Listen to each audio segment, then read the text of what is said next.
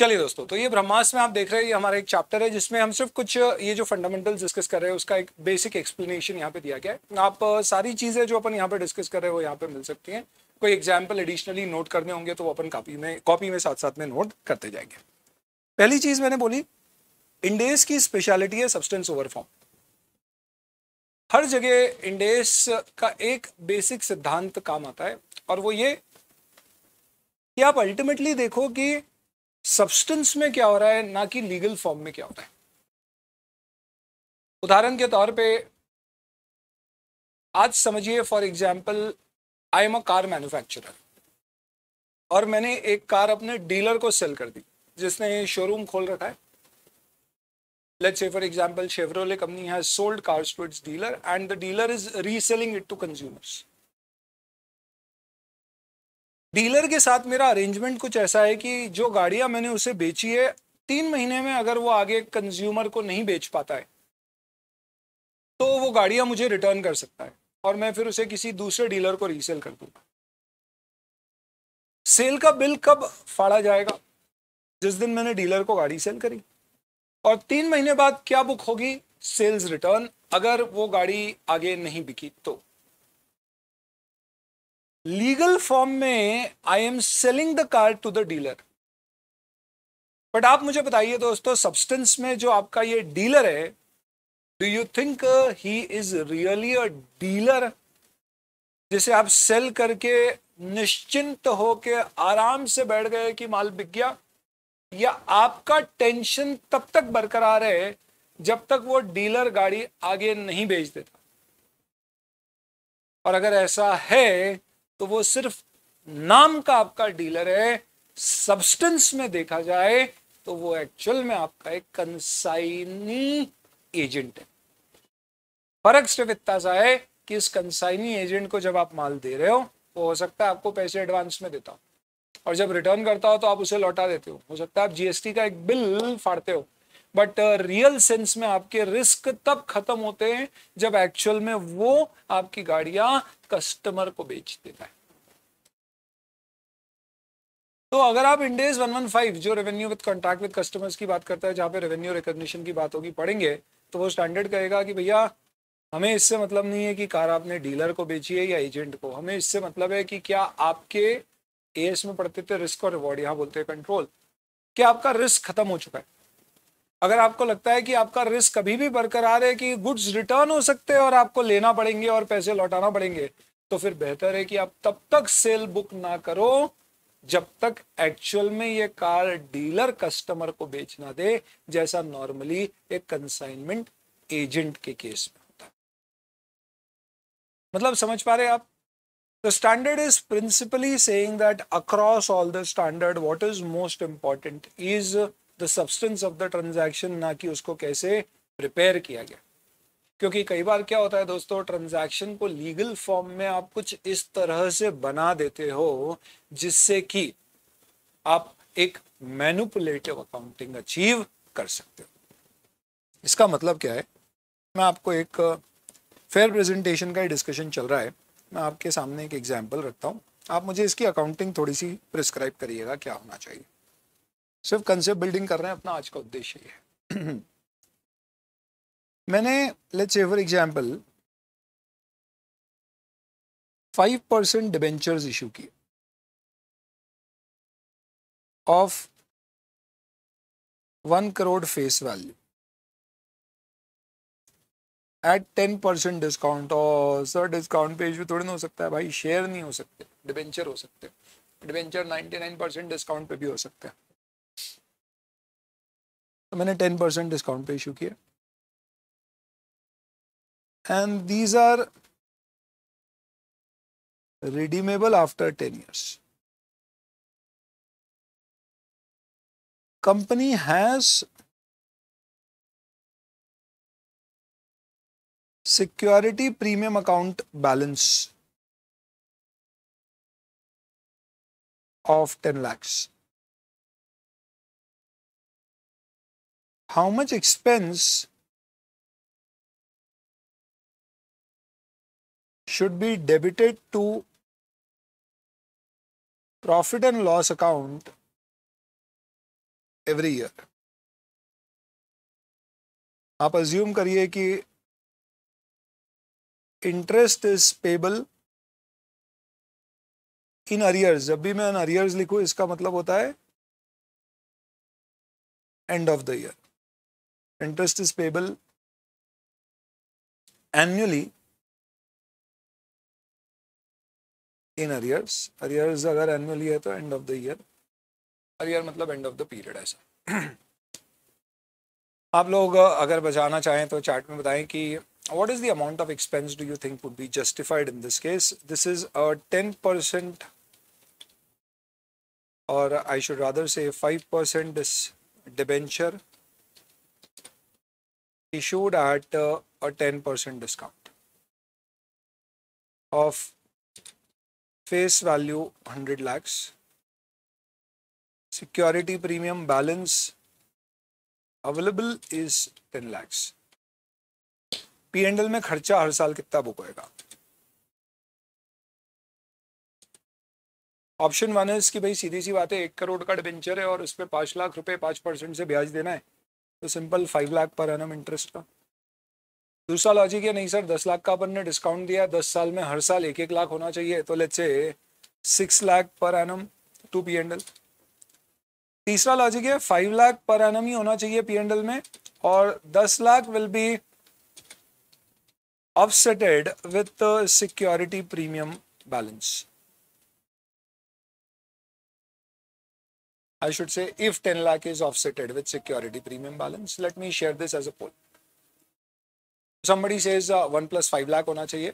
I have shared a poll so that it is easy for you. इतनी मेहनत सुबह सुबह कहाँ करेंगे आप लोग तो it's better कि आप क्लिक करके बताइए. This is basically what the question is. बहुत ध्यान से समझना दोस्तों क्योंकि ये जो मैंने आपके सामने केस रखा है ये रियल लाइफ का केस है. ऐसा धीरू भाई ने किया था लंदन जाकर. पहले देखते हैं बच्चे क्या जवाब देना चाहते हैं इसके अंदर. I hope the polls are accessible to you. आप जब भी देखेंगे इसमें तो पोल जब भी आएंगी आपको क्लिक करने पे दिखेगी. आप क्लिक करोगे तो पोल आपके सामने ओपन हो जाएगी और फिर वहां पे आप किसी भी प्रकार के इनमें से कोई आंसर दे सकते हैं. This is just a poll not a correct और इनकरेक्ट आंसर. अगर आप देखो तो यहाँ पे we are getting varied answers and इधर पीपल आर सेइंग यही 6 लाख पूरा होना चाहिए या फिर अगर हम 10 लाख सिक्योरिटी प्रीमियम से ऑफसेट कर सके क्योंकि section 52 of the companies act बोलता है कि security premium can be used to offset discount on issue of debentures. हालांकि उसमें कुछ कंडीशंस ऐड हो गई हैं बट ऐसा पहले तो अलाउड हुआ करता था. तो मैं ये कहूंगा कि discount on issue of debenture 10 lakh security premium से ऑफसेट कर दिया. बचा मेरा कितना सिर्फ ब्याज हर साल का जो देना है वो P&L में जाएगा. अगर premium on issue of debentures या प्रीमियम सिक्योरिटी प्रीमियम का कोई बैलेंस नहीं होता मेरे पास पहले से तो डेफिनेटली ये 10 लाख भी मैं 10 साल में शायद स्ट्रेट लाइन बेसिस पे 1-1 लाख करके P&L में चार्ज करता. अभी सही बताओ यहाँ पे मार्केट रेट ऑफ इंटरेस्ट क्या होगा. अगर आप सोच सकते हो और चार्ट में लिख सकते हो तो लिखते जाना.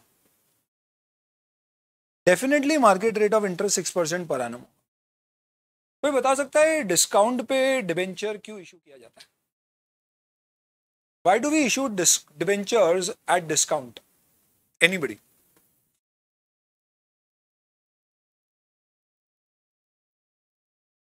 Window users में कुछ issue आ रहा है is what I am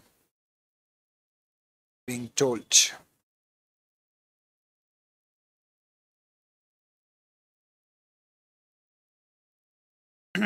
Some students are facing issue here.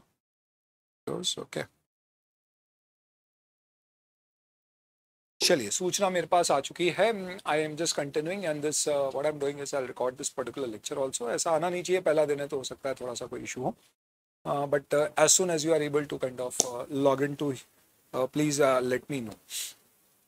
Otherwise I am recording this lecture खत्म होते से ही मैं इसे अपडेट कर दूंगा आपको ऐप पे दिख जाएगा. To attract customers to attract public ये बेसिकली आप देखो इस तरह के जवाब आ रहे हैं हमारे पास.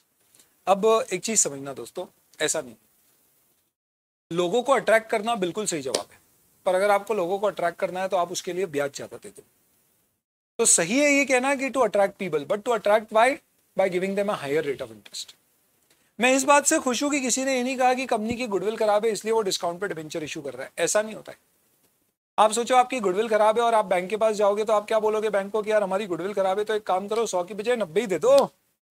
नहीं बैंक बोलेगी आपको लोन तो 90 का ही देंगे या 100 का देंगे, पर मार्केट में दूसरों से हम 5% ब्याज लेते हैं, आपसे 6 लेंगे। यानी बेसिक फंडा ये है दोस्तों कि अल्टीमेटली कोई भी लोन देता या लेता है तो सारा खेल ब्याज का होता है।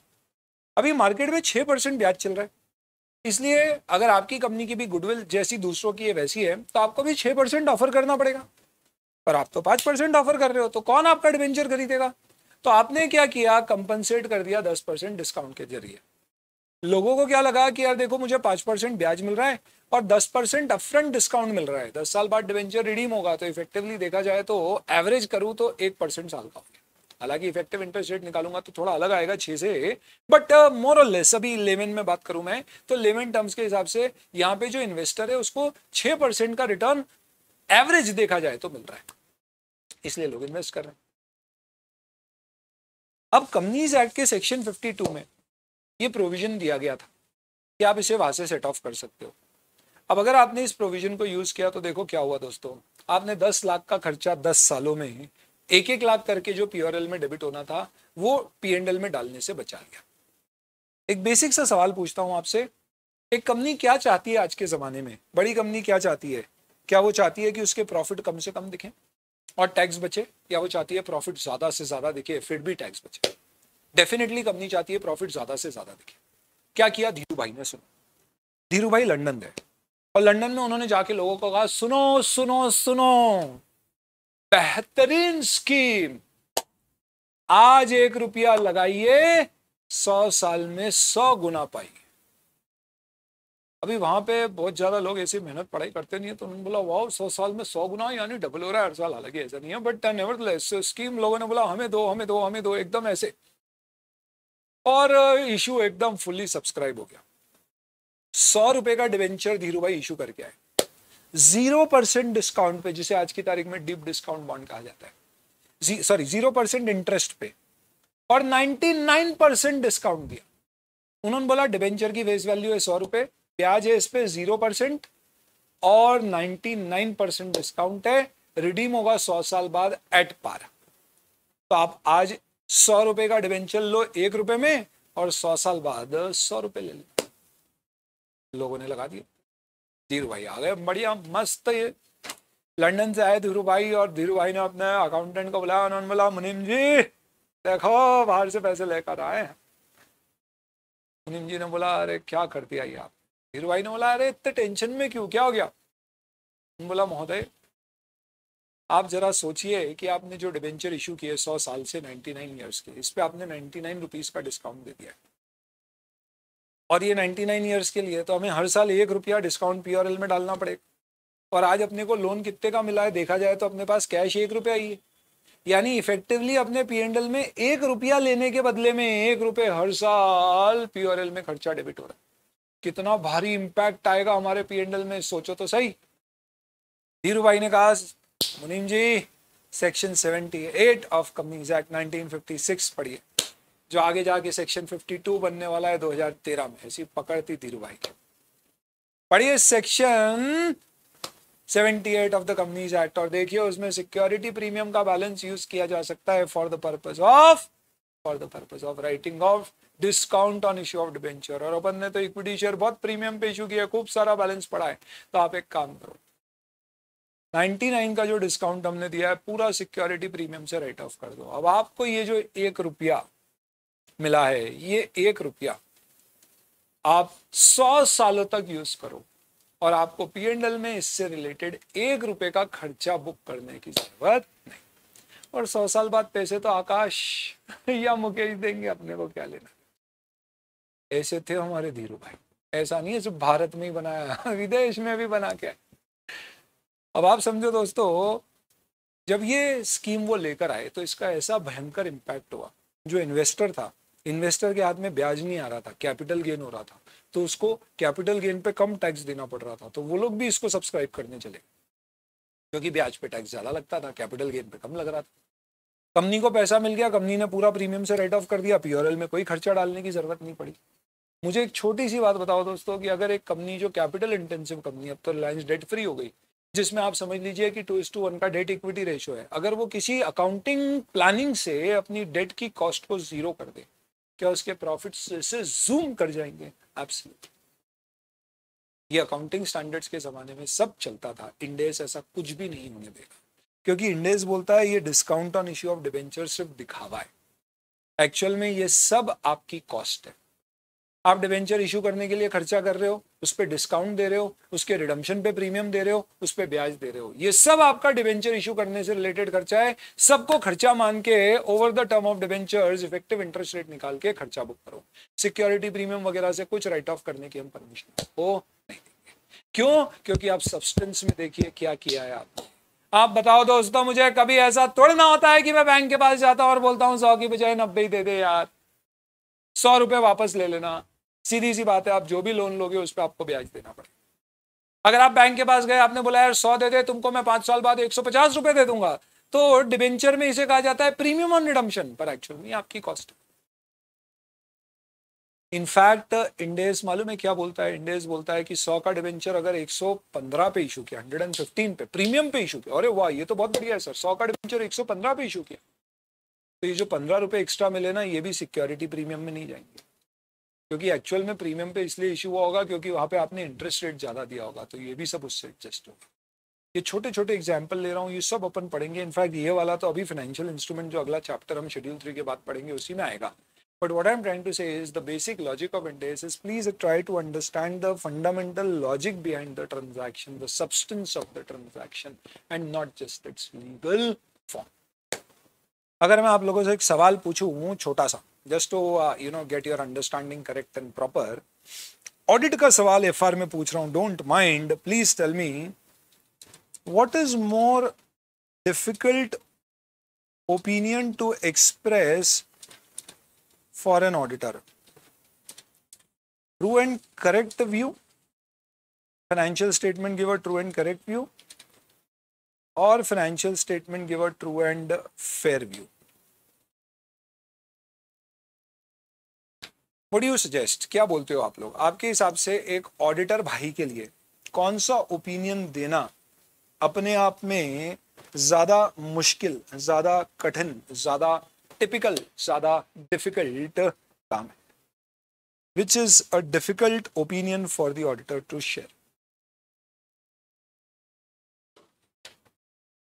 एक ऑडिटर फाइनेंशियल स्टेटमेंट पे ट्रू एंड फेयर व्यू देता है, हमें मालूम है, पर मैं ये नहीं पूछ रहा क्या देता है, मैं ये पूछ रहा हूं इन दोनों में से क्या देना ज्यादा मुश्किल है, ट्रू एंड करेक्ट या ट्रू एंड फेयर? और अगर कोई चैट में रीजनिंग भी देना चाहे कि व्हाई ट्रू एंड फेयर और why true and correct, I will be rather very happy to have those answers as well.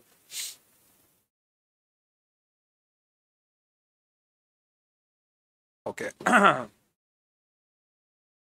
चलिए, तो आप देखिए मेजॉरिटी बच्चे बोल रहे हैं sir true and correct view देना ज्यादा मुश्किल है। और ये क्यों बोल रहे हैं मालूम है क्यों? क्योंकि सर देखो ट्रू एंड करेक्ट और ट्रू एंड फेयर में अपन ने ट्रू ट्रू कॉमन लेके काट दिया, तो बचा करेक्ट और फेयर। करेक्ट का मतलब सही, फेयर का मतलब ठीक। किसी चीज को प्रमाणित करना ये एकदम सही है, ज्यादा मुश्किल है, किसी को बोलना ये ठीक है, कंपेरेटिवली आसान है, इसका मतलब ट्रू एंड फेयर आसान है और ट्रू एंड करेक्ट मुश्किल। और मेरा दोस्त, मेरा यार, मेरा प्यार, एक बात बता, ट्रू और करेक्ट में डिफरेंस है क्या? ट्रू और करेक्ट में क्या फर्क है? एक ही तो चीज है। ट्रू मतलब सही, करेक्ट मतलब भी सही, तो ट्रू एंड करेक्ट बोलो या ट्रू बोलो, एक ही तो बात है। अपन ने ट्रू ट्रू कॉमन सोच के काट दिया है, ऐसे नहीं करते बेटा। आपको बताया दोस्तों, ट्रू एंड करेक्ट से ज्यादा मुश्किल है ट्रू एंड फेयर व्यू देना। क्यों? सीए ने तुमको बोला संडे को ऑफिस आना, सुबह 9 बजे आ जाना भैया, ऑफिस में बहुत सारा काम है, करना पड़ेगा। आपने बोला सर पॉसिबल ही नहीं है, अपनी तो एफआर लाइव एट होम चल रही है, और घर पे बैठ के देखेंगे, ऑफिस पे देख नहीं पाएंगे और अपन छोड़ नहीं सकते। संडे थोड़ी ना क्लास होती है, सपोज कभी रखी। सीए ने बोला प्लीज आ जाना, ऐसा क्या कर रहा है? मैंने बोला नहीं सर, क्लास नहीं छोड़ सकते, हमारा उद्देश्य आर्टिकल बनना नहीं है, सीए बनना है। और देखो आप लोग की ऐसी हरकतों से ही नए कोर्स में 2 साल के आर्टिकल चिपका रहे, क्या छोड़ो। हमने बोला हम तो नहीं आ पाएंगे, क्लास नहीं होती तो पक्का आ जाते। सीए ने बोला चलो ठीक है, क्या करें। अब संडे सुबह 9 बजे आपकी क्लास थी, कभी ऐसा होता तो नहीं है, लेकिन आपके पास एक मैसेज आ गया कि यार किसी कारण से क्लास नहीं हो पाएगी। आप क्या करेंगे ऐसी सिचुएशन में? आपने बोला वो क्लास नहीं हो पा रही है तो अब चलो ऑफिस जाते। अपन ने बोला अरे क्या बात करो, संडे सुबह का शो सस्ता होता है, चलते वहीं।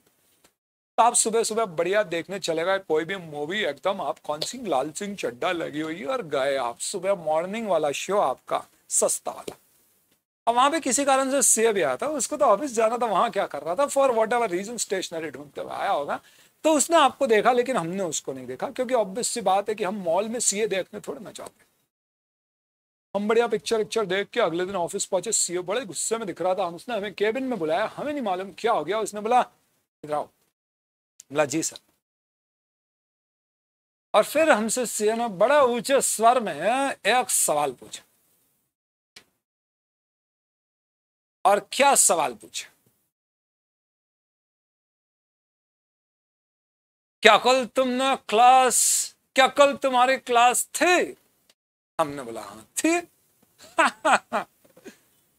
उसने पूछा क्या कल तुम्हारी क्लास थी? हमने बोला हाँ थी। अब उसने ये थोड़ा ना पूछा कि क्या तुमने क्लास अटेंड करी, पूरी करी, नहीं करी। हमने बोला हाँ भाई थी हमारी क्लास तो, बट सर ने छुट्टी कर दी तो हमने अटेंड नहीं करी। पर हमने ये नहीं बताया, हमने सिर्फ बोला हाँ थी। मतलब समझ में आ रहा है दोस्तों? घर वाले बाहर घूमने गए हैं, उसने बोला कि घर में वो नहीं आना चाहिए चाहे जो जाए, हमने बोला पक्का नहीं आएगी, कसम है हमें आपकी। घर वाले वापस आए, माँ ने बोला बेटा कितना पतला हो गया, बाबू जी ने बोला छोड़ बता वो घर आई थी, मैंने बोला नहीं आई, आई नहीं थी घर, क्योंकि उसके घर वाले भी गए थे, अपन उसके घर गए थे। पर घर वालों ने क्या पूछा, क्या वो घर आई थी? मैंने बोला नहीं आई थी। सही जवाब क्या होना चाहिए था? तो मेरा जवाब तो सही है, उन्होंने पूछा क्या वो घर आई थी, मैंने बोला नहीं आई थी, इसका मतलब मेरा आंसर तो सही है। पर फेयर जवाब क्या होना था, नहीं आई थी लेकिन हम उसके यहाँ मिलने जरूर गए थे। इसका मतलब क्या होता है दोस्तों, ट्रू एंड फेयर या फेयर प्रेजेंटेशन या सब्सटेंस ओवर फॉर्म सब जुड़ी हुई शब्द है।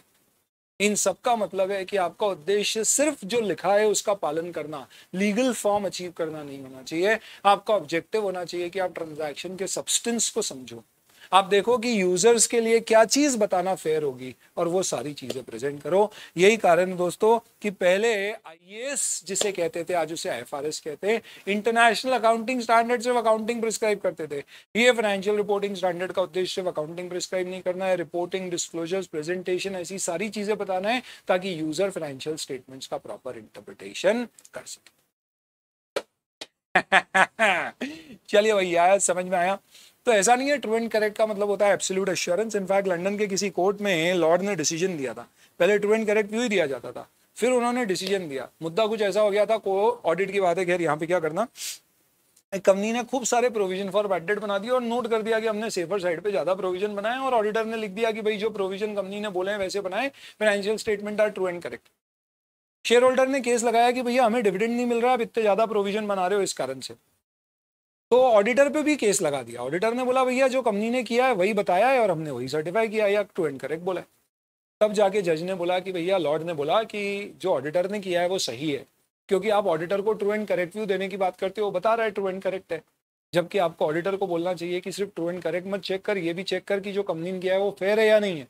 तो आज के बाद से हम रिक्वेस्ट करते हैं अकाउंटिंग बॉडीज को कि वो ऑडिटर से ट्रू एंड करेक्ट नहीं, true and fair view demand करें, ताकि ऑडिटर एक स्टेप आगे जाके ये चेक करे कि जो हुआ है वो फाइनेंशियल स्टेटमेंट के यूजर्स की अंडरस्टैंडिंग को सपोर्ट करने के लिए हुआ है या नहीं। और अगर लगता है कुछ अनफेयर है, भले ही सही है as per the law, then in that case it should be revoted और इट शुड बी रिपोर्टेड। तो दोस्तों आपको जान के बहुत खुशी होगी कि इंडेस ऐसा तक कहते हैं कि अगर आपको लगता है कि कोई इंडेस फॉलो करने से फेयर प्रेजेंटेशन अचीव नहीं होगा, ये इंडेस 1 में पढ़ेंगे, अभी मैं कोई भी स्टैंडर्ड नहीं पढ़ा रहा हूं, सिर्फ बेस बना रहा हूं आपका। तो आप अगर कोई इंडेस से फेयर प्रेजेंटेशन अचीव नहीं हो रहा है तो आप उस इंडेस के अगेंस्ट जाके कुछ ऐसा भी कर सकते हो जिससे आपको लगता है फेयर प्रेजेंटेशन आए। जैसे इंडेस 2 कहता है फीफो और वेटेड एवरेज ही अलाउड है, हमारी कंपनी एक्चुअल में लीफो फॉलो कर रही है और हमें लगता है हमारे लिए वही उपयुक्त है। ऐसा होता नहीं है नॉर्मली, अपन इंडेस 2 में पढ़ेंगे ये, बट अगर आपको लगता है तो आप लीफो भी फॉलो कर सकते हो। ऐसा इंडेस खुद कहता है कि हमने जो बोला है उसके अगेंस्ट भी जा सकते हो, आईएफआरएस भी बोलता है आप अगेंस्ट भी जा सकते हो, कोई दिक्कत नहीं है, बस आपको डिस्क्लोजर देना पड़ेंगे, बताना पड़ेगा क्यों आपको लग रहा है ऐसा। ये जरूर है कि हमने बहुत सोच के आईएफआरएस इंडेस बनाए तो इसके चांसेस नेग्लिजिबल है, एक्सेप्शनल है, पर हम इससे इनकार नहीं करते। और अगर कभी ऐसा हुआ तो आप इंडेस से दूर जाके जो सही लॉजिकली हो वो करिएगा, बस डिस्क्लोज कर दीजिएगा, हमें कोई दिक्कत नहीं। लेकिन दोस्तों इंडेस इतने सॉलिड बनाए गए हैं, इतने वाटर प्रूफ है, वाटर टाइट है सॉरी, दैट हमें बहुत मुश्किल से कोई ऐसी जगह मिलेगी इंडेस में जहां पे आपको देख के लगेगा कि नहीं यार इंडेस कंसेप्चुअली कहीं वीक पड़ रहा है। तो आप इससे मत परेशान होना सर कि ऐसे फिर अपन अकाउंटिंग कैसे पढ़ेंगे, क्योंकि हर जगह ये तो सब्जेक्टिव हो जाएगा, ऐसा नहीं ऐसा भी हो सकता है, ऐसा नहीं, ये सब बहुत सोच के बनाए गए। दोस्तों किसी को बहुत दम जिगल लगता है ये कहने में, यार अगर मुझसे कोई गलती हुई तो मुझे बताना, इतने अनुभव के बाद भी मैं तैयार हूं उस गलती को सुधारने के लिए। ऐसा आदमी तभी बोलेगा जब वो कॉन्फिडेंट है अपनी तैयारी के बारे में। इंडेज एकदम कॉन्फिडेंट है अपने स्टैंडर्ड्स के बारे में। ठीक है जी, तो बहुत बढ़िया। To answer in form is easy but correctly answer substance is hard. Okay cool. तो ये सबसे पहला मैंने आपको क्या बताया, क्यों बताया, समझ में आ गया। इंडेस जब भी पढ़ोगे तो आप लॉजिक्स ट्रांजैक्शन के पीछे जो हो रहा है उसके कारण को देखिएगा, ना कि सिर्फ और सिर्फ जिस तरह से लीगल फॉर्म में ट्रांजैक्शन हो रहा है उसे। अब आते हैं अपन दूसरे मुद्दे पे, which is fair value accounting. ठीक है, तो इस पर्टिकुलर केस में सर ये वाले क्वेश्चन का आंसर क्या होगा? I will say we will discuss it under Ind AS 109, but briefly this is to be discussed there. But briefly if I tell you, in Ind AS discount on issue of debenture cannot be offsetted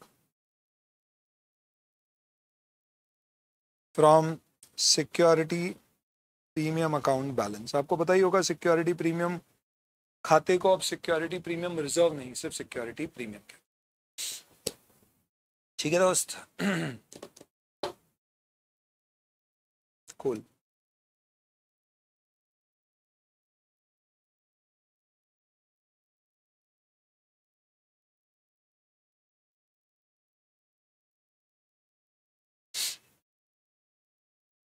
अब आते हैं अपन अगले discussion पे, which is fair value. Second pillar of Ind AS fair value account. एक बढ़िया example लेता हूँ, conceptually थोड़ा सा चैलेंज करने की कोशिश करूंगा आपको। आज के हमारे लेक्चर का उद्देश्य सिर्फ थोड़ा सा हमारा दिमाग खोल के इंडेस की तरफ इंक्लाइन करना है। My question to you is that you have purchased some shares. You made some investment in shares of, let's say, Nykaa. और let's say ये इन्वेस्टमेंट आपने किया in the month of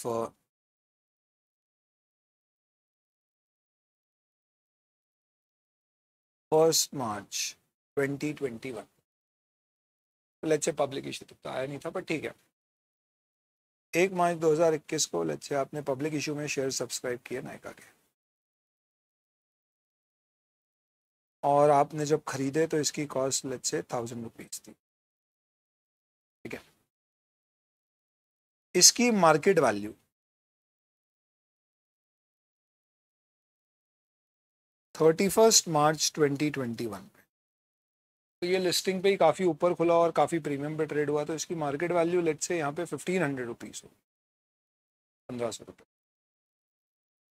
and let's say then the investment was sold by us in the month of April 2021 at say 1550 rupees. मेरा आपसे एक सवाल है कि financial year 2021 how much profits to be recognized in books? Nil or 500? It's not a quiz, it's just a simple poll. कितना profit है दोस्तों जो आप बुक्स में रिकॉग्नाइज करोगे? तो keeping in mind the principles of accounting standard, अगर मैं इसे एज पर AS 13 देखूं क्योंकि अब हम पुराने ज़माने से नए पे आ रहे हैं, तो मैं AS 13 से बात करता हूँ. Meanwhile you can participate in the polls. इस केस में as per accounting standard 13 investment will be valued in or on 31st March 2021 at lower of cost or fair market value. Assuming it is a current investment, क्योंकि company ने ऐसा देखा जाए तो short term में इसे cell भी कर दिया है बाद में. हेंस कितने पे वैल्यूड किया जाएगा? 1000 की कॉस्ट पे, और कोई प्रॉफिट बुक नहीं किया जाएगा.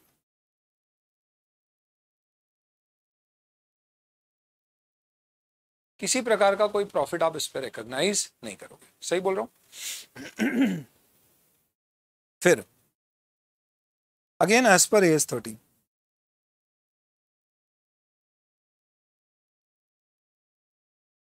on sale, which is basically in the financial year 21-22, हम एंट्री करेंगे बैंक अकाउंट डेबिट 1550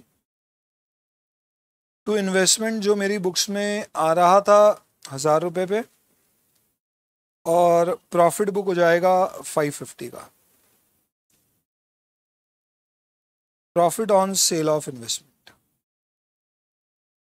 550 रुपये. और ये प्रॉफिट मेरा कहाँ पे ट्रांसफर हो जाएगा? मेरे P&L अकाउंट में. इसका मतलब अगर मैं मेरी कंपनी की प्रॉफिट्स की पोजीशन की बात करूं, तो इस पर्टिकुलर ट्रांजैक्शन से मेरी कंपनी के फाइनेंशियल ईयर 2021 में प्रॉफिट बुक होगा 0, और फाइनेंशियल ईयर 21-22 में प्रॉफिट बुक होगा लेट्स से 550. तो मेरा प्रॉफिट यहाँ पे कुछ भी नहीं है, और यहाँ पे मैं इतना प्रॉफिट बुक कर रहा हूँ. जबकि अगर मैं मार्केट वैल्यू का इसका फ्लक्चुएशन देखूं, तो जब मैंने खरीदा था लेट्स से इसको 1 मार्च पे खरीदा था, 1 मार्च 21, दिस इज 31 मार्च 21, तो इसे खरीदा अगर मैंने लेट्स से यहाँ पे 1000 रुपये में था, तो ये बढ़ के यहाँ पे सीधे हो गया कितना? 1500 रुपये. और यहाँ पे ये सिर्फ बढ़ के कितना हुआ? 50 रुपये. और आप समझ गए मैं क्या बोलना चाह रहा हूँ? मेरी कंपनी ने मेजर प्रॉफिट कमाया है 2021 में, पर उसकी बुक्स में 2021 में कोई प्रॉफिट बुक नहीं हो रहा है. Now, if you understand what I'm trying to say here is principally just the fact that क्योंकि प्रॉफिट रियलाइज नहीं हुआ इसलिए मैंने बुक नहीं किया. इस लॉजिक से, और ये लॉजिक गलत भी नहीं है, ऐसे देखा जाए तो सही है भैया, रियलाइजेशन पे ही बुक होना चाहिए. बट मुझे बताओ ऐसा क्यों? क्यों तुम ऐसा करते हो कि प्रॉफिट रियलाइज हो तभी बुक होना चाहिए? क्योंकि सर अनरियलाइज प्रॉफिट बुक हुआ तो क्या? तो क्या बताओ? क्या होगा अनरियलाइज प्रॉफिट बुक हो गया तो? सर अनरियलाइज प्रॉफिट बुक होगा तो हो सकता है कि डिविडेंड बढ़ जाए उससे. तो डिविडेंड तुम नहीं बांटने देना चाहते हो तो तुम कंपनीज एक्ट में जाके चेंज करवाओ, और वहां पर जाके लिखवाओ सेक्शन 123 में कि dividend can only be distributed out of realised profits. ऐसे भी सेक्शन 123 यही कहता है दोस्तों कि dividend can be distributed only out of realised profit. वो ये नहीं बोलता है कि आपके P&L में जितना प्रॉफिट आ रहा है पूरे से डिविडेंड बांटो. वो बोल रहा है जो प्रॉफिट आ रहा है वो प्रॉफिट आपको क्या करना पड़ेगा? तो you'll have to take the profits, depreciation as per schedule 2 लगाना होगा, अनरियलाइज प्रॉफिट हटाना होंगे, फिर जो बचेगा वो डिस्ट्रीब्यूटेबल सरप्लस. सब प्रूडेंस की बात है ना. हमें एंटिसिपेटेड गेन अवॉइड करना चाहिए, पर हमें एंटिसिपेटेड लॉस बुक करना चाहिए. ये बात सही बोली आपने कि एंटिसिपेटेड लॉस बुक होगा पर गेन बुक नहीं होगा.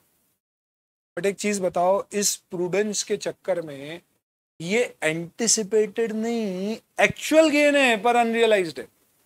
समझना आप कैसे समझा था प्रूडेंस अपन ने कि भैया अगर कोई प्रॉफिट रियलाइज नहीं हुआ है तो आप उसे बुक मत करो क्योंकि वो कंटिजेंट है। कंटिजेंट नहीं है बेटा।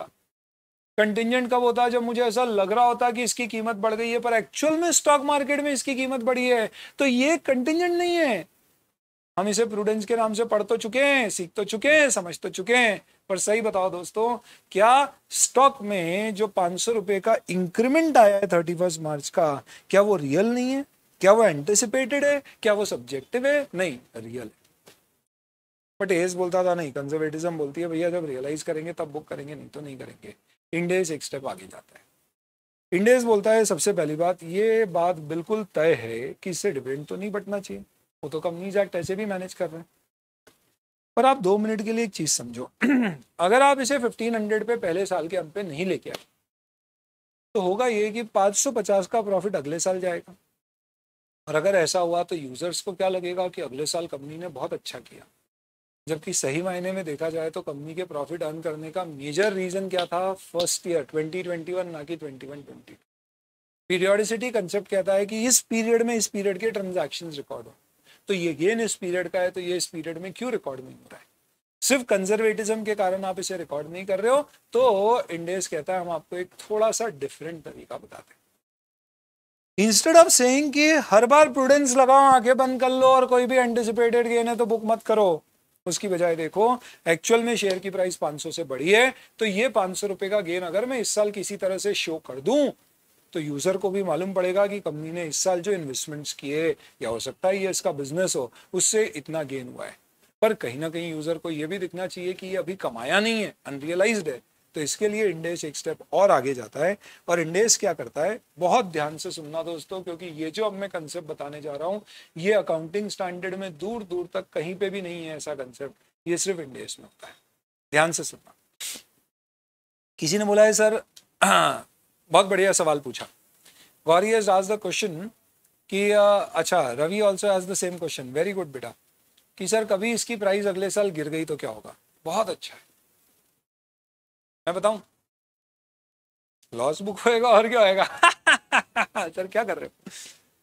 समझना, आपने सवाल पूछा है तो मैं बढ़िया आपको समझाता हूं। मैंने एक शेयर खरीदा 1000 रुपए का, ये 31/3/21 पे हो गया 1500 रुपए का। और लेट्स से फॉर एग्जांपल इसको मैंने बाद में 11 अप्रैल 2021 को बेच दिया, तभी हो गया लेट्स से फॉर एग्जांपल 1100 रुपए का। अब मेरे पास एक ऑप्शन है कि अभी मैं इसे 1500 पे ले जाऊं, 500 का गेन बुक करूं, और फिर जब ये 1100 का हो गया तो मैं इसमें 400 का लॉस बुक करूं। इससे दिखेगा कि फाइनेंशियल ईयर 2021 में हमारी कंपनी ने 500 रुपये कमाए और फाइनेंशियल ईयर 21-22 में हमारी कंपनी ने 400 रुपये गंवाए, जो कि एक्चुअल में फैक्ट भी है, क्योंकि आप चाहते तो आप इस इन्वेस्टमेंट को बेच सकते थे। एक्चुअल में आपने देखा जाए तो अगले साल 400 का लॉस किया है। ये मत सोचो कि आपने अगले साल 100 का प्रॉफिट किया है, जैसा एएस बोलता था। एएस बोलता था अभी भी चिंता मत करो, 100 का प्रॉफिट ही है। एएस में क्या होता था, ये फाइनेंशियल ईयर में प्रॉफिट 0 बुक होएगा और ये फाइनेंशियल ईयर में प्रॉफिट 100 बुक होएगा। जबकि एक्चुअल में देखा जाए तो वो मैनेजमेंट चाहता तो इस पे 500 रुपये कमा चुका था, तब बेच देता तो 500 का प्रॉफिट होता, उसने बाद में होल्ड किया तो लॉस हुआ, यानी पहले साल का 500 का प्रॉफिट है, अगले का 400 का लॉस है। टोटल रिजर्व्स मेरे दोनों ही केस में 100 से ही पड़ेंगे। बट पीरियोडिकली देखा जाए तो फर्स्ट ईयर और सेकेंड ईयर में चीज़ों का इम्पैक्ट है, डिफरेंस है। इंडेस क्या अप्रोच लेता है वो मैं बताने जा रहा हूँ। Ind AS has introduced a concept of other comprehensive income. बहुत ध्यान से समझना, इंडेस में statement of profit and loss बनाया जाता है जैसा अपन एएस में बनाते थे। फर्क सिर्फ इतना होता है कि एएस में प्रॉफिट एंड लॉस में आखिरी में क्या आता था, net profits, which would be after revenue from operation, other income, cost of material consume, changes in stock, operating expense, depreciation, tax वगैरह सब कुछ करने के बाद यहाँ पे नेट प्रॉफिट आता था। इस नेट प्रॉफिट को इंडेस की परिभाषा में सिंपली प्रॉफिट कहा जाता है, प्रॉफिट या लॉस जो भी है। इसके बाद इंडेस बोलता है कि आप statement of profit and loss के अंदर ही एक सेकंड सेक्शन बनाओ, उसको नाम दो अदर कॉम्प्रिहेंसिव इनकम। ये statement of profit and loss का ही पार्ट है, इसे नाम दो अदर कॉम्प्रिहेंसिव। इसमें दो सब पार्ट होते हैं, वो क्या होते हैं अभी मैं थोड़े समय बाद समझाऊंगा आपको। एक को बोलते हैं नॉन रिक्लासिफाइबल, इसका मतलब अभी सोचना भी मत। नॉन रिक्लासिफाइबल अदर कॉम्प्रिहेंसिव इनकम और रिक्लासिफाइबल अदर कॉम्प्रिहेंसिव। और वो कहते हैं जैसे ये 500 का फेयर वैल्यू गेन है, तो आप क्या करें, इस तरह के गेन को अदर कॉम्प्रिहेंसिव इनकम में बुक करो। लेट्स से फॉर एग्जांपल अगर ये ए है और अगर ये बी है, तो ऐसे आप शो करिए टोटल कॉम्प्रिहेंसिव इनकम। हालांकि भारत में टोटल कॉम्प्रिहेंसिव इनकम दिखाना अनिवार्य नहीं होता है, which is nothing but A plus B.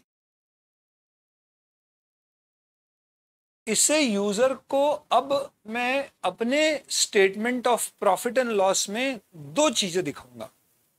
एक वही प्रॉफिट और लॉस जो मैं पहले भी दिखाया करता था एएस के जमाने में, और एक इसके अलावा कोई दूसरी इनकम जो पीएनएल का पार्ट नहीं बन पा रही है। जो किसका पार्ट नहीं है? पीएनएल का पार्ट नहीं है या प्रॉफिट का पार्ट नहीं है, पर मैं चाहता हूं यूजर्स को बताना कि ये भी भाई इस साल हमने कमाया या गवाया है।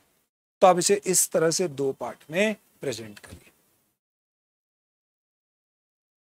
इसका मतलब इस पर्टिकुलर केस में फर्स्ट फाइनेंशियल ईयर में क्योंकि मैंने सेल नहीं किया है, तो ये 1000 का 1500 हुआ। 2 मिनट के लिए समझ लो कि इस 500 रुपए को मैं पीएनएल में नहीं डालता, अदर कॉम्प्रिहेंसिव इनकम में डाल देता। तो इससे क्या होगा, यूजर को ये मालूम पड़ेगा कि भैया इस साल के प्रॉफिट तो जीरो है, पर इस साल हमने लेट्स से फॉर एग्जांपल 500 रुपए का अदर कॉम्प्रिहेंसिव इनकम में कोई गेन कम है। तो यूजर को ये भी समझ में आएगा कि इस साल प्रॉफिट कुछ नहीं कमाया है, पर कोई दूसरा गेन है। ऑब्वियसली बात है, उसका सामने आएगा fair value change of this investment, तो इस साल इतने गेन हुए। अब नेक्स्ट ईयर क्या होगा वो भी मैं समझाऊंगा आपको। अब ये समझाने के लिए मुझे क्या करना पड़ेगा, मुझे शेयर्स की बजाय अपने एग्जाम्पल को 2 मिनट के लिए डिबेंचर्स में कन्वर्ट करना पड़ेगा। शेयर्स में क्यों नहीं वो भी करके बताऊंगा, चिंता मत करो, पहले आप समझो क्या होगा।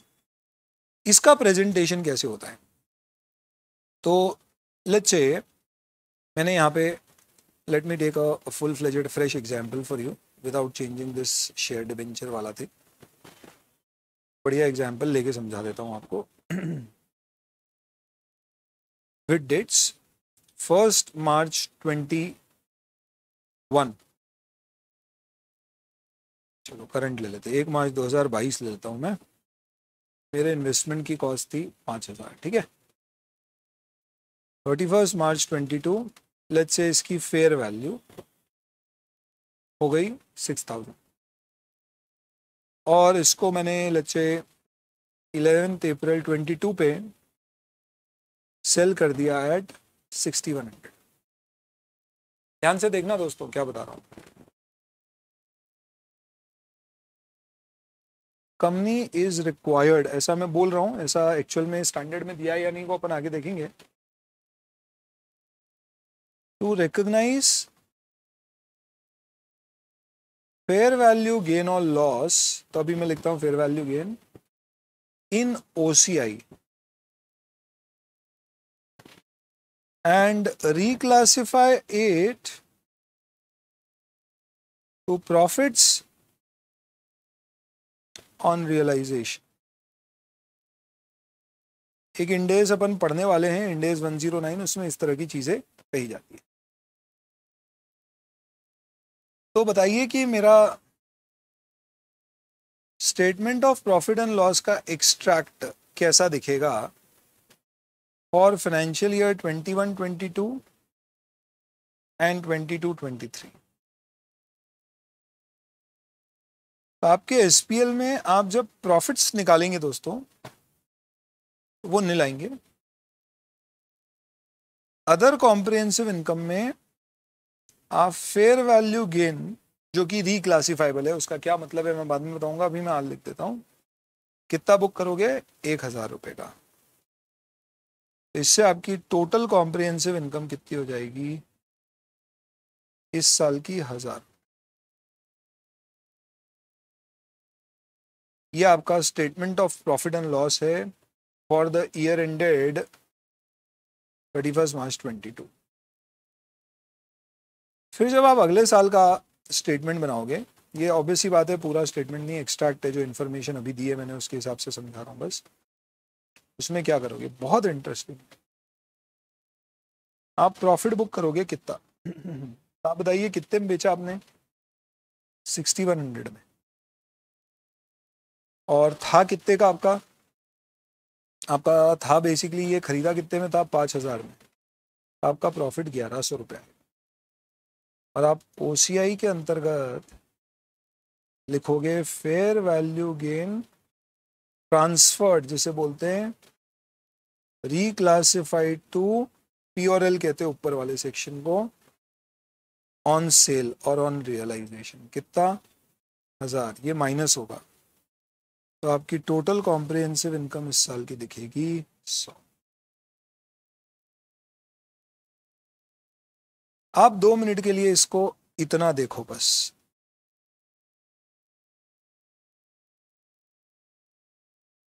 जितना स्क्रीन पे अभी दिख रहा है बस उतना सा देखो। अगर आप एएस के जमाने में रहते तो आप ऐसे ही करते। 5,000 का 6,000 हुआ, बेचा नहीं तो 5 पे ही रिकॉर्ड करेंगे, नो प्रॉफिट नो लॉस। और फिर वो 6,100 पे बिक गया तो 1,100 का प्रॉफिट बुक करते।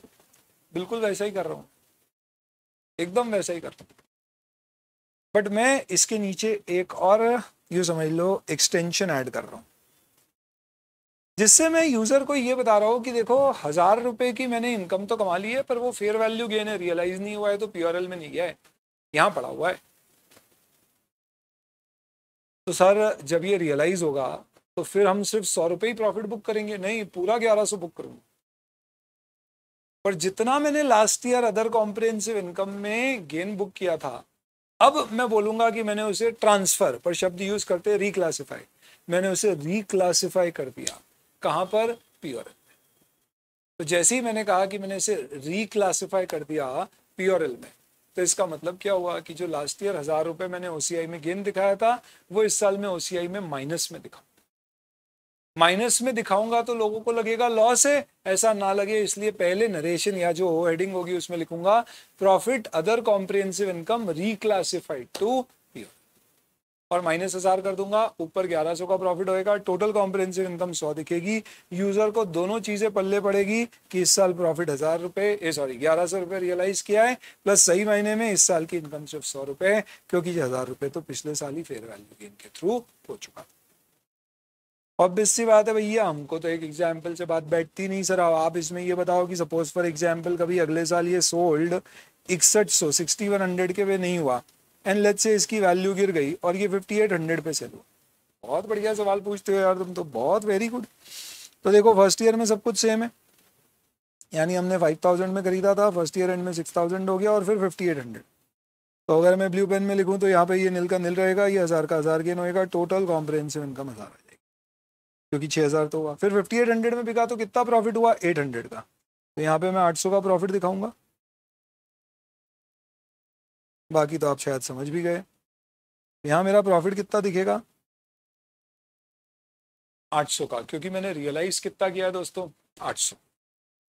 पर फेयर वैल्यू गेन मेरा रिक्लासिफाई कितना होगा? It will be -1,000। तो मेरा इस साल टोटल कॉम्प्रिहेंसिव इनकम कितना? ओ सॉरी, इसको क्यों पढ़कर, यहाँ से तो पूरा 1,000 मुझे ट्रांसफर करना पड़ेगा ऊपर, तो मेरा इस साल लॉस कितना आ जाएगा?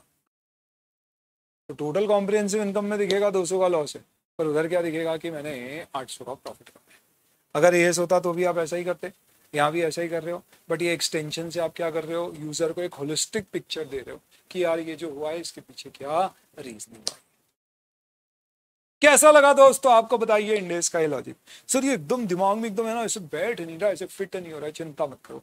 शेड्यूल 3 में इसके ऊपर क्वेश्चंस हैं और मैंने 3 क्वेश्चंस बनाए हैं आपको इसके लिए। उन क्वेश्चंस में जितने पॉसिबल तरह के एडजस्टमेंट्स होते हैं सारे आ जाएंगे, वो सारे 1 2 3 स्टेप बाय स्टेप करने। प्रैक्टिस से चीजें बैठेगी। अभी मेरा उद्देश्य प्रैक्टिस कराना नहीं है, सिर्फ धीरे धीरे हौले हौले कॉन्सेप्ट इंट्रोड्यूस करना। कल भी मैं थोड़ा फंडामेंटल पढ़ाऊंगा, फिर शेड्यूल 3 पे आऊंगा। 5 लेक्चर लगेंगे दोस्तों मुझे इन टोटल, सिर्फ क्या डेवलप करने में, ये जो इंडेस में नई नई चीजें होती है इसकी अंडरस्टैंडिंग डेवलप करने में। और एक बार वो आपके दिमाग में इस कदर घर कर जाएगी कि फिर उसके बाद आप आगे जो भी चीज पढ़ोगे आपको उसका सीधा इम्पैक्ट P&L और बैलेंस शीट में समझ आएगा। मेरा ऐसा मानना है दोस्तों कि साइंस और अकाउंटिंग में काफी कुछ चीजें अलग होने के बावजूद भी एक सबसे बेसिक चीज सेम है, और वो है कॉज एंड इफेक्ट। साइंस में LHS is equal to RHS, accounts में debit is equal to credit. जितना डेबिट होगा उतना क्रेडिट होगा। हर चीज के दो इफेक्ट है। सेम इसी लॉजिक से अगर मैं हर ट्रांजैक्शन का इंपैक्ट, अब क्योंकि मैं फाइनल में आ गया हूं डेबिट क्रेडिट नहीं, बैलेंस शीट P&L पे सोच सकूं, तो मेरे पास हमेशा एक बड़ा पिक्चर रहेगा, जिससे मुझे ये नहीं आएगा समझ में कि इसकी अकाउंटिंग कैसे हो रही है, ये भी आएगा समझ में कि इसका इंपैक्ट फाइनेंशियल स्टेटमेंट पे कैसे। क्योंकि कोई लॉ नहीं बोलता है बुक्स पब्लिश करो, जर्नल एंट्री पब्लिश करो, यूजर्स को हमें सिर्फ फाइनेंशियल स्टेटमेंट देना है। तो मैं ये करके आपको सिर्फ इसका इंपैक्ट फाइनेंशियल स्टेटमेंट में क्या कैसे जा रहा है ये समझा। तो इनके लॉजिक्स किस तरह के चलते हैं आप खुद देखिए।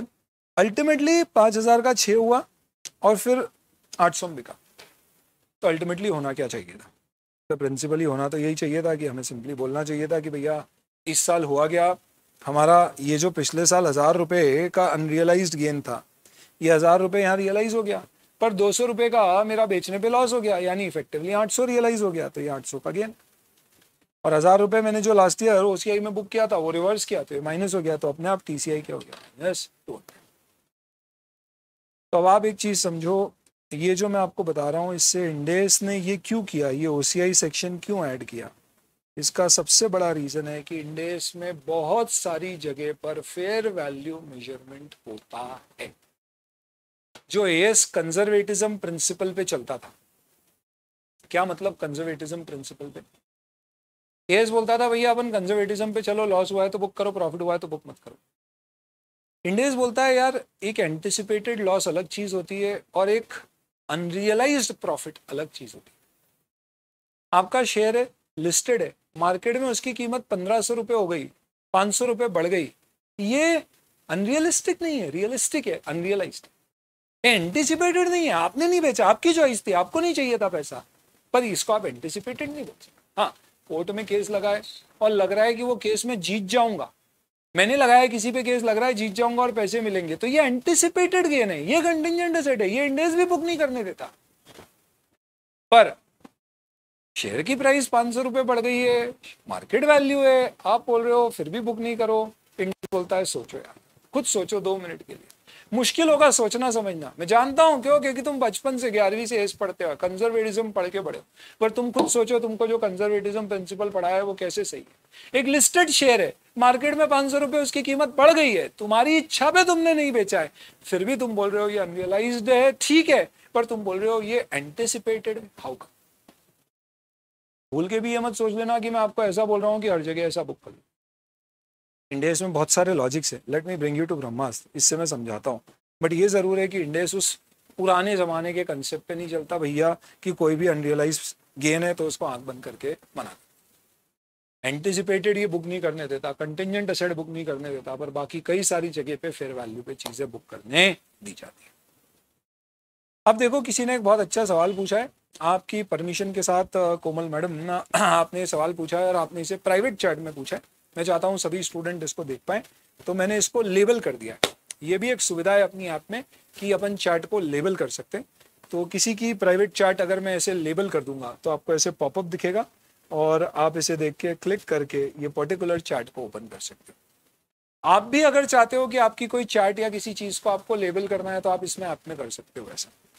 जैसे कि उदाहरण के तौर पे, let's say for example you feel that in this particular case you have given a particular chart and for some reason you want to label that particular chapter or poll। अब वहां पे जाके उसको क्लिक करके उस पर label press करोगे तो वो लेबल हो जाती है। खैर अभी छोड़िए उस पर। अभी जो मैंने एक चार्ट लेबल करी है सभी स्टूडेंट्स देखे, गूगल ड्राइव के स्टूडेंट को भी दिखे, इस कारण से मैं इसको यहाँ पे शो करता हूँ। देखिए she is saying but sir market price में times are overvalued. Very good. So it will not lead to excess profit, or in case of volatile market or volatile shares, the market may not provide the fair values. And I am so very impressed with your statement. पर पता है इसके लिए इंडेस ने पूरा का पूरा एक स्टैंडर्ड बना दिया, इंडेस 113 फेयर वैल्यू मेजरमेंट. इंडेस कहता है कि एक बात बताओ, वो सही है, वो मेरी पसंद है, मैं उसी को चाहता हूं, पर मुझे मालूम है कि हमसे ना होगा, तो क्या करें? छोड़ दें, अंगूर खट्टे हैं बोल दें, या अपने आप को उसके काबिल बनाएं? बोलो बच्चों. सी हमें मालूम है कि हमें जहां पहुंचना है वहां पहुंचाने में मदद करे.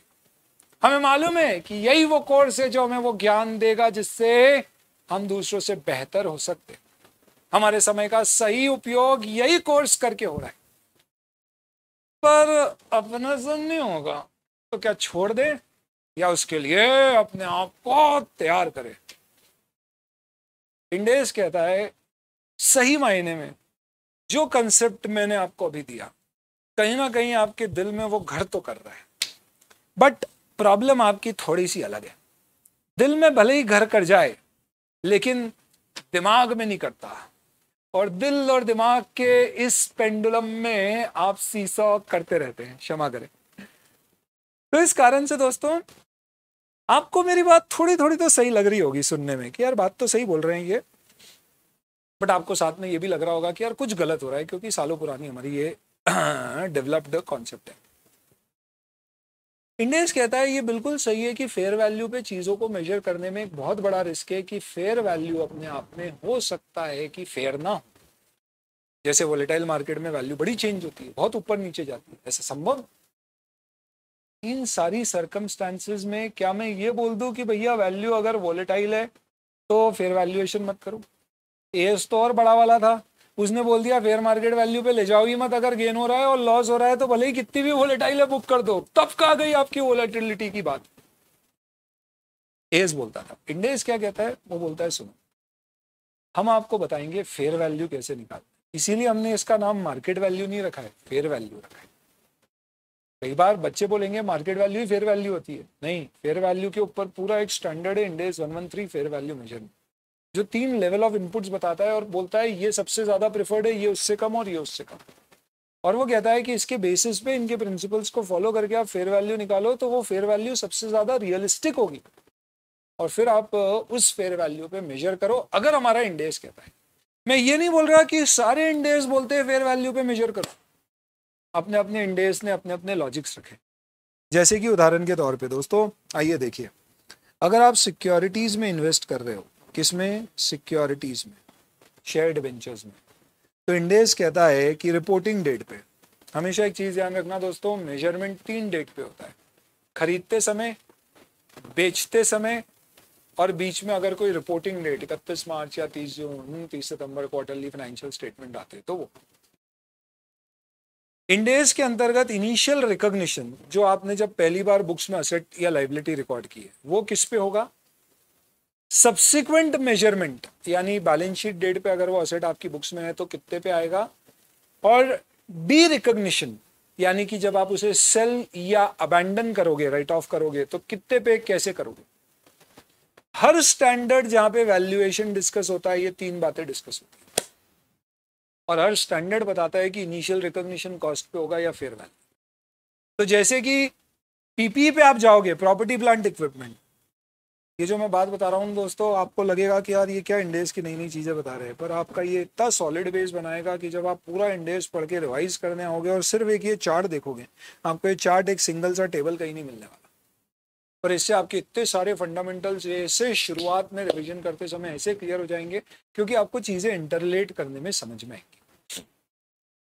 कई बार स्टूडेंट बोलते हैं सर शुरू में थोड़ा सा बहुत ज़्यादा एफर्ट लगाना पड़ता है चीज़ों को दिमाग में फिट करने के लिए, पर वो शुरू का परिश्रम ऐसा होता है दोस्तों कि दिमाग इस तरह से आपका खुल जाएगा कि भाई पहली बार अपने को फुग्गे में हवा भरने में दिक्कत है, एक बार भर गया फिर तो वो लूज हो गया, फिर उसके बाद उसमें इतनी समस्या नहीं आती है, बस फूटना नहीं चाहिए, उसका ख्याल में रखूंगा. तो आप समझना, इंडेस कहता है कि यार ये बहुत ही पेचीदा मामला है, जब आप कोई चीज खरीदते हो तो किस पे रिकॉर्ड करो? तो अगर आपने कोई मशीन खरीदी है, कॉस्ट पे रिकॉर्ड करो। आपने कोई बिजनेस खरीदा है तो सारी चीजें फेयर वैल्यू पे रिकॉर्ड करो, और जो पैसा आपने दिया और fair value of asset liabilities, difference को गुडविल या कैपिटल रिजर्व मान। ईयर एंड पे आओ। ईयर एंड पे अपनी मशीन को किस पे रिकॉर्ड करें? अपने इन्वेस्टमेंट्स को किस पे रिकॉर्ड करें? गुडविल या इंटेंजिबल असेट्स को किस पे रिकॉर्ड करें? इन्वेस्टमेंट भी हो सकता है शेयर डिवेंचर में हो, रियल एस्टेट में, किस पे रिकॉर्ड करो? तो इंडिया इस तरह से सारे के सारे स्टैंडर्ड में बताता है शुरू में किस पे रिकॉर्ड करना, मेजरमेंट डेट यानी रिपोर्टिंग डेट पे किस पे रिकॉर्ड करना, और जब बेचोगे तो कैसे अकाउंटिंग करना। तो हर इंडेस में you will basically talk about initial recognition, subsequent measurement and derecognition. DR is derecognition, SM subsequent measurement, IR initial recognition. Derecognition normally आसान होता है क्योंकि आपने जितने पे बेचा है आप उसे बुक्स में लाओगे और जो असेट का कैरिंग अमाउंट है उसे ले जाओगे। वहां सिर्फ सवाल ये होता है कि प्रॉफिट और लॉस कहाँ जाए। तभी मैं उसकी बात नहीं कर रहा। आप देखो, एक समरी सिर्फ आपको याद नहीं करना है इसको, ये सब स्टैंडर्ड में पढ़ोगे तो समझ में आएगा, पर मैंने एक समरी दी है बताने के लिए कि इंडेस में फेयर वैल्यू कितनी जगह यूज होती है। इंडेस बोलता है अगर सिक्योरिटी में इन्वेस्टमेंट किया है तो आप उसे हमेशा फेयर वैल्यू पे मेजर करो। कब? ईयर एंड पे। और जैसे ही फेयर वैल्यू पे मेजर करने की बात आई तो ऐसा नहीं है सिर्फ गेन आए लॉस ही आएगा, गेन भी आ सकता है। एज क्या बोलता था? करंट इन्वेस्टमेंट है तो कॉस्ट और fair value which is less, long term है तो कॉस्ट अनलेस परमानेंट डिक्लाइन। ये बोलता है हमेशा फेयर वैल्यू। गेन भी हो सकता है, लॉस भी हो सकता है। इसकी अकाउंटिंग कैसे होएगी वो हम स्टैंडर्ड में आपको बढ़िया बताएंगे ना। हो सकता है कि हम इसकी अकाउंटिंग में गेन और लॉस पीओरएल में ले जाएं, हो सकता है ओसीआई में ले जाएं। ओसीआई में भी दो होते हैं, आर और एनआर। ये दोनों में क्या फर्क होता है ये अपन कल की क्लास में डिस्कस करेंगे, कल ही आ जाए। गुडविल, गुडविल में हम कभी भी फेयर वैल्यूएशन नहीं करने देंगे, नहीं तो इससे क्या होगा, सेल्फ जनरेटेड गुडविल बुक्स में आना शुरू हो जाएगी। तो goodwill will always be carried at cost. सिर्फ इंपेयरमेंट हो सकता है, राइट ऑफ हो सकती है अगर कंपनी की गुडविल खराब हो तो। दूसरे intangible asset other than goodwill, जैसे ब्रांड है या let's say for example licence है, उसको आप चाहो तो कॉस्ट पे या फेयर वैल्यू पे रिकॉर्ड कर सकते हो। जहां जहां पे और दिया गया है वहां वहां पे it is a accounting policy choice. तो कई जगह कई सारे इंडेस में आपको बोला गया है, जैसे आपने भी देखा होगा AS10 PP में लिखा रहता है फिक्स एसेट्स को आप या तो कॉस्ट पे या रिवैल्यूएशन मॉडल पे वैल्यू कर सकते हो। जब खरीदो तो कॉस्ट पे करना, बट ईयर एंड पे चाहो तो कॉस्ट या फेयर वैल्यू यानी रिवैल्यूएशन मॉडल फॉलो कर सकते हो। यहाँ पे भी वैसा ही है। इनफैक्ट प्रॉपर्टी प्लांट इक्विपमेंट का इंडेस जो है और एज जो है वो सेम है, सिर्फ उसमें दो डिफरेंस हैं जो बहुत ही माइनर्स हैं।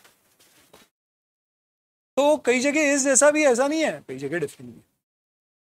तो ये एक समरी आपको सिर्फ इसलिए दी है ताकि आप एक चीज समझो, जब भी आप कोई स्टैंडर्ड पढ़ो ना तो दिमाग में एक चीज फिट करना कि अगर ये स्टैंडर्ड में अकाउंटिंग है तो तीन चीजें स्टैंडर्ड में हमेशा फोकस करके पढ़ना। इनिशियली किस पे रिकॉर्ड करने की बात की गई है, रिपोर्टिंग डेट पे किस पे रिकॉर्ड करने की बात की है, और जब सेल करेंगे तब क्या अकाउंटिंग है। ये तीन अगर आप समझोगे तो हर स्टैंडर्ड में अलग अलग होगा, सबके पीछे लॉजिक भी मैं आपको बताऊंगा, पर फिर आपके एग्जाम में कभी भी खिचड़ी नहीं बनेगी किसी भी प्रकार की। आपको एग्जैक्टली पता होगा कि अच्छा ये ऐसा। इनफैक्ट ऐसे लॉजिक्स अपन कवर करेंगे कि आपको पूरा टेबल याद रखने की जरूरत नहीं है। आपसे कोई पूछेगा, बिना टेबल के बारे में सोचे हुए आप लॉजिकली बता दोगे कि इसमें ये अलाउड है, इसमें ये अलाउड नहीं है, और ये इसके पीछे रीजन। भारत में एक चीज करी गई है और वो ये कि अगर मैं रियल एस्टेट में इन्वेस्ट करता हूँ, इन्वेस्टमेंट प्रॉपर्टी का मतलब होता है investment in real estate, immovable land और बिल्डिंग। ये मेरी फैक्ट्री बिल्डिंग या ऑफिस बिल्डिंग नहीं है, वो है तो पीपी है, प्रॉपर्टी प्लांट इक्विपमेंट, इतना समझते हो आप, इन्वेस्टमेंट के उद्देश्य से की है तो उसे कॉस्ट पे ही मेजर किया जाता है। आईएफआरएस में वो लोग बोलते हैं कि आप इसमें कॉस्ट और fair value whichever is sorry जो दोनों में से कोई भी एक अप्रोच ले सकते हो, बट हमारे भारत में हम कॉस्ट ही बोलते हैं। क्योंकि हमें ऐसा लगता है कि फेयर वैल्यू रियल एस्टेट की कितनी भी समझ आप प्रिस्क्राइब करने की कोशिश करो, ये निकालना बहुत ही मुश्किल है और इसमें मैनिपुलेशन बहुत हो सकते हैं, ऑडिटर के लिए चेक करना बहुत मुश्किल होगा, सब्जेक्टिव बहुत है। तो कुछ कुछ जगह अपन ने अपना एक्स्ट्रा दिमाग लगाया आईएफआरएस के ऊपर, और आईएफआरएस ने जहां बोला है कॉस्ट और फेयर वैल्यू दोनों में से कोई भी एक अप्रोच, इंडिया में हमने बोला है नहीं, ओनली कॉस्ट अप्रोच। चलो इस लॉजिक से अब मैं आपसे एक सवाल पूछता हूं, समझ में आएगा कि आपने आज का लेक्चर कितने ध्यान से सुना है।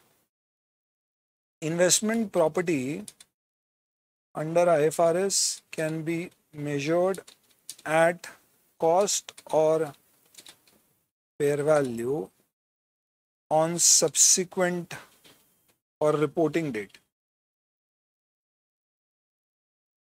but not in Ind AS which requires measurement at cost. This is a carve-in, carve-out, can't say, और नहीं बताएंगे. Let's see what you guys have to say. GDPD वाले हमारे बच्चे प्लीज देखिए और मन में ट्राई करिए. क्वेश्चन आपके सामने. सर ये आप ये बता रहे हो यहाँ पे ये चार्ट्स हमारी किताब में नहीं रहेगी. एक चीज़ ध्यान रखना दोस्तों, ये मेरी 10वीं बैच है, न्यू कोर्स FR की, ओल्ड कोर्स की न जाने कितनी. तो एग्जैक्टली नो कि आपको कॉपी में क्या चीज़ें चाहिए जो बाद में रेफरेंस के लिए काम आएगी. वो सारी चीज़ें आपकी ब्रह्मास्त्र में. इसके अलावा सिर्फ एग्जाम्पल और क्वेश्चन आंसर के सोल्यूशन कॉपी में चाहिए और कुछ भी नहीं चाहिए. ये सिर्फ कुछ चीज़ें हैं जो आप थोड़ा सा अपने आप को तैयार करने के हिसाब से उद्देश्य से पढ़ रहे हो. रही बात ये जो क्वेश्चन है, ये particular question specifically Ind AS 40 investment property में अपन डिस्कस करते हैं. आपको ड्रोन चार्ट में लिखा हुआ भी मिलेगा. तो ये भी मत सोचना कि यार सर लिखा नहीं रहे तो ये सब कैसे होएगा, भूल जाऊंगा ये तो सब मैं बाद में. प्लीज समझो अभी मेरा उद्देश्य क्या है. चलिए, तो कौन से वाले भाई साहब भी हैं कोई, कौन है वो? नाम दिखता है मुझे, सोच के जवाब देना. सर नहीं, गलती से प्रेस हो गया था. तो ठीक है, चलो. तो दोस्तों इसका सही जवाब क्या होना चाहिए? It is a Corvin. क्यों कार्विन है? IFRS ने 2 ऑप्शन दिए, मैंने उन दोनों में से एक ऑप्शन अलाउ किया, तो मैं IFRS के दायरे में ही हूं, मैं उससे कॉन्ट्राडिक्ट नहीं कर रहा हूं, इसलिए मैं उससे अलग हूं, लेकिन मैं उसके दायरे से बाहर नहीं. कार्विन और कार्व-आउट का एक और बार मतलब समझ लो, और इसमें बच्चों को कई बार समझने में दिक्कत आ जाती है, इसलिए मैंने ये सवाल भी ले लिया. अभी बेसिक फंडामेंटल क्या है? जब भी IFRS आपको ऑप्शन देता है ये या वो, आपकी इच्छा अनुसार, और इंड AS बोलता है ये ही वो नहीं, तो IFRS का वायलेशन नहीं है, इसलिए ये कार्विन. कार्व आउट क्या होता है? जब अपन IFRS ने जो ऑप्शन दिए हैं उसके बियॉन्ड कोई तीसरा ऑप्शन दे.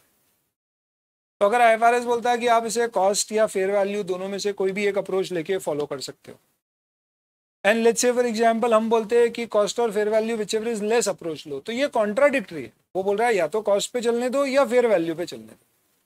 हमने बोला कॉस्ट पे चलने दो, तो हम उसकी बात ही मान लें, और हम बोलते हैं दोनों में जो कम है उस पे, तो ये फिर तीसरा ही अलग अप्रोच हो गई. तब जाके इसे कार्व आउट. ठीक है, कार्व आउट के क्वेश्चन FR में नहीं आते, बट ऐसे ही क्वेश्चन अपना डिस्कस हुआ था आज इससे रिलेटेड, इसलिए मैंने पूछ लिया. अच्छा भी हुआ, देखो कईयों के कंसेप्ट इसमें क्लियर भी हुए होंगे. और मेरा ये मानना है दोस्तों कि अपन कोई भी चीज़ कितनी बार भी पढ़ लो, बट खूब सारी प्रैक्टिस लगती है, क्वेश्चन आंसर सॉल्व करना होते हैं, तब जाके अपनी अंडरस्टैंडिंग क्या होती है, थोड़ी फाइन ट्यून होती है. तो आज का ये जो मेरा डिस्कशन था, पॉइंट नंबर 2, इसमें मैं आपको सिर्फ इतनी सी बात बताना चाह रहा हूँ कि इंड AS में बहुत सारी जगह क्या आने वाला है, फेयर वैल्यू. और ये जो एग्जाम्पल लिया है, कल अपन इसका एक फुल फ्लेजेड एग्जाम्पल लेंगे. शेड्यूल 3 में इसके 3 एग्जाम्पल्स और लेंगे, और उसके बाद में फिर मैं बोलूँगा कि अब मेरी तरफ से डिस्कशन कंप्लीट हुआ है, फिर आपके कोई डाउट्स नहीं तो आप पूछ लीजिएगा. ठीक है, tomorrow when we start with our discussion we are going to first study the, अभी फेयर वैल्यू का भी डिस्कशन बाकी है. फेयर वैल्यू इंड AS 113 में क्या डिफाइन की गई है, जब चॉइस दी जाती है तो चॉइस कैसे सिलेक्ट करना है, is it a matter of accounting policy और एन अकाउंटिंग एस्टिमेट, ऐसी कई सारी बातें, प्लस कुछ एग्जाम्पल कहाँ पे कौन कौन सी फेयर वैल्यूज यूज की जाती है और उसकी अकाउंटिंग कैसे की जाती है. And then we will talk about restatement and reclassification. ये सब इंड AS में होता है, ऐसा कुछ भी AS में नहीं होता. वो करके फिर अपन धीरे धीरे आगे बढ़ेंगे. आई थिंक कल अपना ये वाला जो फंडामेंटल्स वाला टॉपिक है ये कंप्लीट होगा, और शेड्यूल 3 का कल अपन इंट्रोडक्शन ले पाएंगे. ठीक है, इसी के साथ अपनी बैच यहाँ पर कंप्लीट कर देते हैं, and let's call it a day. एक बात आपको और बता दूं, डेली क्लास के बाद आपके साथ कुछ MCQ शेयर किए जाएंगे. तो आज तो अपन ने सिर्फ फंडामेंटल्स डिस्कस किए, तो आज भी करूंगा, बट कुछ खास नहीं होंगे. ये सब आपको ऐप के अंदर ही मिलेंगे, अलग से एक MCQ का सेक्शन होगा, वहां पे जाके आप प्रैक्टिस कर सकते हो. And these particular MCQs are just basically to fine tune your knowledge. Exam में MCQs नहीं आते हैं, I know that, you know that, but this is to fine tune your knowledge. आपको कहीं लूज एंड्स रहेंगे तो क्लियर हो जाएंगे, आंसर पढ़ के समझ में आ जाएगा. इनमें सब में करेक्ट आंसर्स भी मिलेंगे आपको, कहीं एक्सप्लेनेशन की जरूरत है तो वो भी होगा. तो आप डेली क्लास के बाद क्या करें, जो पढ़ा है एक बार उसको ब्रह्मास्त्र से रिवाइज करें, होमवर्क में कोई क्वेश्चन दिए हैं तो एक बार उनको सॉल्व करें, और एमसीक्यू सारे रोज के रोज प्रैक्टिस करें। मान के चलना कि शुरू के 2-3 दिन छोड़ दें, उसके बाद रोजाना आपको क्लास के बाद 1 घंटा एफआर को देना चाहिए, जिसमें 15-20 मिनट एमसीक्यू सॉल्व करने के लिए, 15-20 मिनट आपने जो पढ़ा है उसका रिवीजन, और उसके अलावा होमवर्क। होमवर्क किसी दिन नहीं भी हो सकता है, किसी दिन आधी घंटे का हो सकता है, किसी दिन 2 घंटे का हो सकता है। एवरेज आउट करके आपको आधी घंटा रोज होमवर्क के लिए देना पड़ेगा। क्लास का हमारा टाइम 10-15 तक का रहेगा। आज शुरू में 5-7 मिनट हम थोड़ा सा रुके थे क्योंकि सब यूजर्स लाइव आ रहे थे और बीच में ब्रेक में भी वो चीज़ थोड़ी सी मैनेज कर रही थी, इसलिए आज 10 मिनट थोड़ा अपना ओवरशूट हो गया। Otherwise our class would go to 10:15। Thank you.